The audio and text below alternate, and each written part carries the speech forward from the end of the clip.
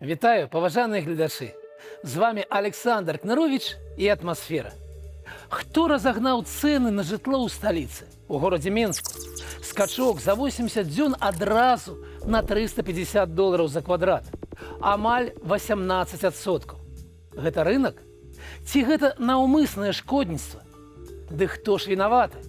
Пра гэта ў нашым сённяшнім выданні. А таксама пра тое, як Казахстан фактычна забараніў, па-іншаму не скажаш, продаж аўтамабіляў Белжы на сваёй тэрыторыі. Друг, таварыш называецца. І пра тое, колькі яшчэ пратрымаецца на сваім цёплым прэм'ерскім месцы Александр Турчын. Здаецца мне, што ім незадаволеныя і ўжо шукаюць замену. Ёсць такія падазрэнні. Успомнім і пра колькасць зняволеных у Беларусі, і пра дзень сям'і. Ёсць у нас і такое свята.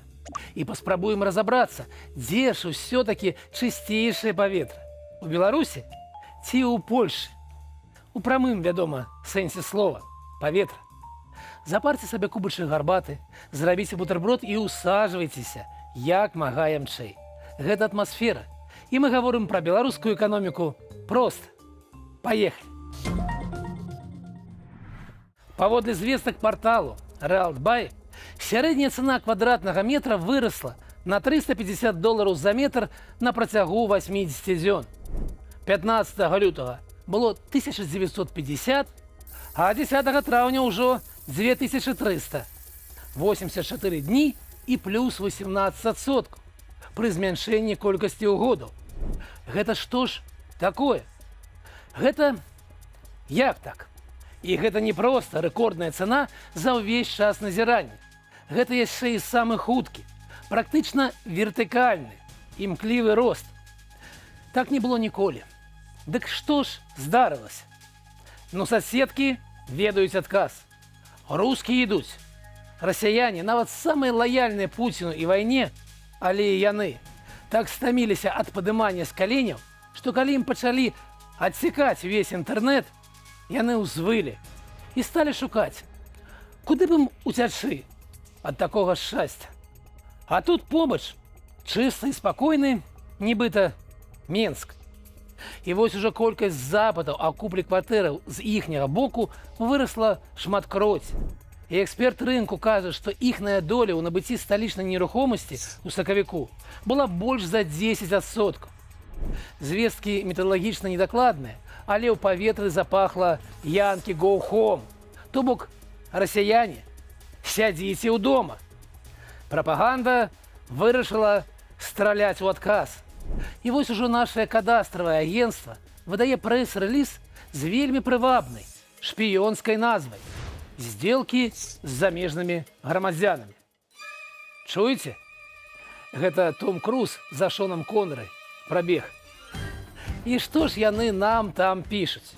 А пішуць яны: не хвалюйцеся, грамадзяне, ніякія расіяне цэны не разганяюць. Іх доля ў гэтыя 3 гады стабільная, 4-6%. І павелічэнне яе на 1% ніяк не ўплывае на цэны. Маўляў, ваюйце у які-небудзь іншы бок. Ну вось, што гэта? Ну што, хлусня? Ну добра, не проста хлусня, а спроба ўвесці вас, паважаныя гледачы, ў зман. Па-першае, нават калі верыць іх звесткам, то доля замежнікаў за 2 гады вырасла больш, чым на 30%. Было 4,3%, а стала 5,6%. Гэта рост на траціну, а не на 1%. Ну а па-другое, адсяканне рубільніку з інтэрнэтам у Расіі пачалося ў сярэдзіне лютага. І менавіта тады цэны ў Менску стартавалі, як беларуская касманаўтка кудысьці да зорак. Таму цікавіць нас не статыстыка за квартал, а за асобныя месяцы – сакавік і красавік. І вось яе якраз і не дае нашае кадастравае агенцтва. Маўчыць. Я думаю, гэта ў іх так выпадкова атрымалася. Праўда? Ну, у прынтары якраз на сакавіку атрамонт скончыўся. Ну, бывае. Ці магло на рынок паплываць нешта, акрамя павышанага попыту ад суседзяў? Прапанова кватэраў фактычна не змянілася. Так, на Realtbuy мы бачым рэзкае зніжэнне, але гэта рэакцыя прадаўцоў на цэны. Яны хочуць пачакаць. А вось увядзенне новага жытла на тым жа ўзроўні, як і ў мінулыя гады. Попыт. Беларусы не разбагацелі. Эканоміка спынілася, доходы сталі. Іпатычныя крэдыты крыху патанелі, але ўсё роўна. Все яшчэ на завоблачным узроўні, каля 15% гадавых. Таму для вось такога рэзкага росту няма ніякіх іншых прычынаў, акрамя новых пакупнікоў, што раптоўна з'явіліся, якія не разумеюць словаў шыпшына, аграст, і задаюць пытанне: а ці можна разлічыцца расійскімі рублямі у вашай Беларусі? І яшчэ адзін важны тэарэтычны момант. Ці можа змяненне попыту на некалькі адсоткаў выклікаць рост цэнаў амаль на 20%? Можа. Пра гэта напісана ў падручніку эканамічнай тэорыі ў графе пра эластычнасць попыту. Ці чыталі кнігу ў кадастравым агенцтве? Я моцна сумняваюся. Але паехалі далей. Калі звольняць Турчына? Калі яго выкінуць з пасады? Мне здаецца, гэта адбудзецца дастаткова хутка. Думаю, максімум на працягу 10 месяцаў. Эканоміка падае, але не гэта самае галоўнае. Ён не падыходзіць Лукашэнку. Супраціўляецца, кажа непрыемнае. Дзён 10 таму прагучаў першы званок. Лукашенка абвінаваціў прэм'ера ў залішняй мяккасці. Між тым Александр наш Генрыхавіч проста сабраў і паклаў на стол дыктатару усе запыты хранічна стратных дзяржпрадпрыемстваў, запыты на дапамогу. Не ён іх загадзя стратны будаваў, не ён прымаў рашэнне, але цяпер ён будзе вінаваты. Но не сам жа наш геніяльны прадпрымальнік. Но праўда? І вось уже Турчын пасланы. Но пакуль пасланы толькі асабіста разбірацца. Прыязджае на, магчыма, самае балючае пасля мазу прадпрыемства – Светлагорскі ЦКК. І там нешта камандуе, даручае. У гэты ЦКК было ўкладзена 860 мільёнаў вашых грошай. Яно не можа само абслугоўваць свае абавязальніцтвы. Увесь час патрабуе грошай з бюджэту, нягледзячы на тое, што нібыта амаль выйшла на праектную магутнасць. Апошняя публічна даступная справаздачнасць паказвае, што ў 2020-2021 годах страты склалі каля 30 мільёнаў рублёў у год. Пачынаючы з 22-го інфармацыя засакрэчана. Раздзел архіва за 17-20 гады выглядае менавіта так. Турчын падаецца цалкам адэкватным прэм'ерам. Ён шукае выйсце і ўжо прапануе ўсім разам скідвацца ў фонд нацыянальнага развіцця. Раней туды плацілі толькі звышпрыбытковыя прадпрыемствы, а цяпер будуць плаціць усе. Гэта у нас такі новы падатак дзеля выратавання прадпрыемстваў, даведзеных Лукашэнкам да заняпаду. Гаспадарка дасталася Турчыну у цалкам разбураным стане, і ніякага мандата на сапраўдныя рэформы у яго няма. Таму пытанне толькі адно – калі яго звольняць? На жаль. Казахстан – наш партнёр у Еўразійскім эканамічным саюзе, у СНД, у ШОС і гэтак далей. Ну вось нібыта дружалюбная на ўсе 100 краіны. І што? З 8 траўня яна ўвяла павышаны каэфіцыент на аўтамабілі, вырабленыя ў Беларусі ці ў Расіі. І ён у 40 разоў вышэйшы, чым на аўтамабілі з іншых краінаў. У выпадку з прадукцыяй Белджы пакупніку давядзецца даплаціць, трымайцеся, $63 000 за одно аўто. І калі вы меркавалі, што беларускіх трактароў ці грузавікоў гэтыя меры не датычаць, дарма. Сітуацыя аналагічная. Казахстан закрывае свой рынок ад нашай прадукцыі і адкрывае яго канкурэнтна кітайскай. І інтэграцыя, саюз, супольнасць, так? Для даведкі, насельніцтва Казахстану большае, чым у Беларусі ў 2 разы. Памер эканомікі у 3. У Беларусі экалогія, чыстае паветра. Не тое, што ў якой-небудзь Польшы, дзе з-за беднасці топяць вугалем. Праўда ж?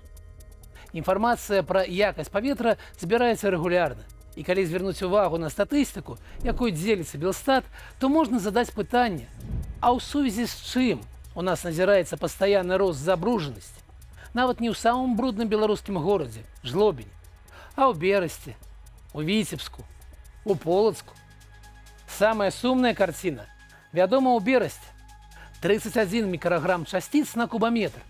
І гэта горш, чым у Варшаве ці Кракаве, які паводле інерцыі лічыцца самым забруджаным горадам. Паважаныя гледачы, мы для вас вылучылі 5 самых брудных гарадоў у Беларусі і ў Польшы, згледзячы ўтрыманне дробных цвёрдых часціц у паветры, і прывялі паказнікі да параўнальных паміж сабой.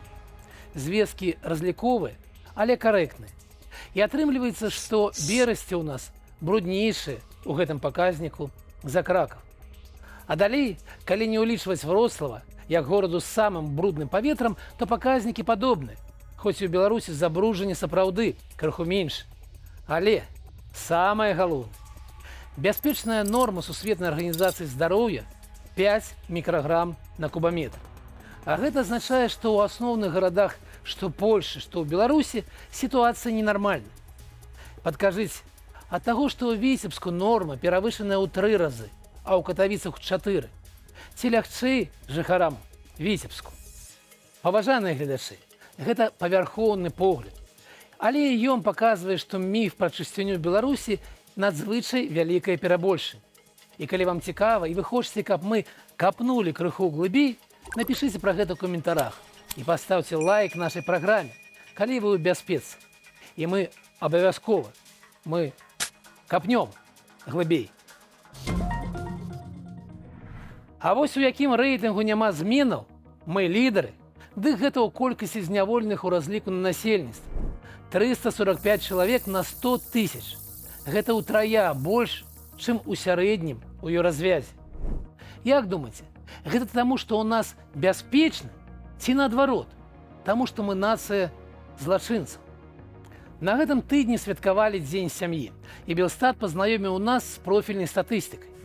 Колькасць сем'яў падае, памер, то бок колькасць дзяцей таксама падае. Сярэдні ўзрост уступлення ў першы шлюб расце. Для мужчынаў ужо амаль 30 гадоў. Але вось якая інфаграфіка прыцягнула маю ўвагу. Размеркаваннем абавязкаў сям'і задаволеныя 97,5% мужчынаў і крыху больш за 90% жанчын. А гэта азначае што?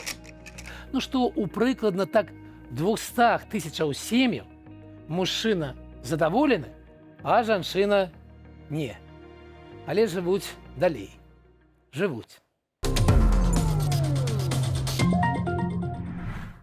Ну і наша любимая рубрика «Качанова». У ёй сёння не Наталья Ивановна, яна нешта не радуе нас яркімі выказваннямі апошнім часам. І нават нехта з яе калег-падзельнікаў, беларускіх чыноўнікаў, таксама не.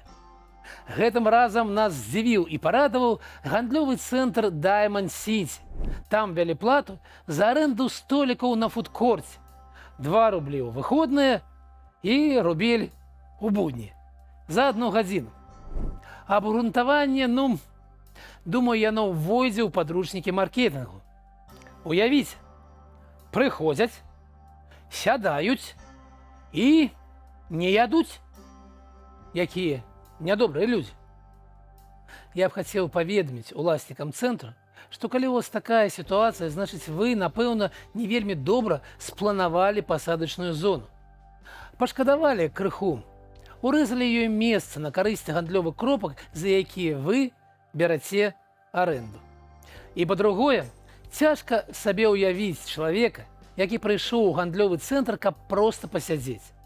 Ён жа абавязкова вам нешта пакіне. Не ў гэтай кавярні, не на гэтым фудкорце, дык у краме ці на лядовым катку, праўда? Дык навошта ж вы з ім так?